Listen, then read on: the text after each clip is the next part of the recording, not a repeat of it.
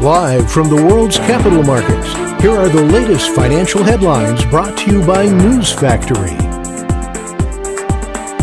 Hello and welcome to Thursday's Daily Financial Digest.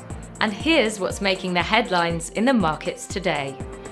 The Bitcoin dollar pair skyrocketed 3.2% in the last session. The stochastic RSI indicates an overbought market. The euro fell 0.4% against the dollar in the last trading session. The MACD is giving a negative signal. The pound-dollar pair saw a minor dip of 0.1% in the last session. The stochastic indicator is giving a negative signal. The Aussie dropped 0.5% against the dollar in the last session.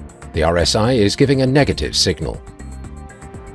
And now let's hear what our chief analyst picked up for us today.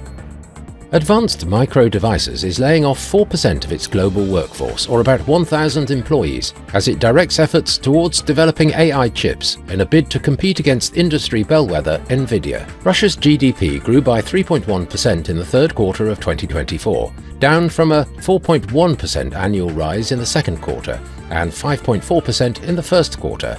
The Economy Ministry previously estimated that the economy would grow 2.9% in Q3. Bitcoin broke through the $90,000 level. As its rally showed no sign of easing, the world's biggest cryptocurrency has become one of the most eye-catching movers in the week since the election, and on Wednesday touched record highs, reaching over $93,000.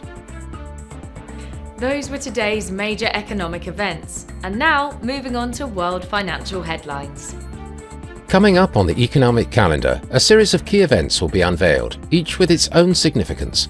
These economic indicators could influence currencies, stocks and other assets, shaping trading trends and offering strategic opportunities for traders. These economic releases provide a roadmap for what's next in the financial landscape.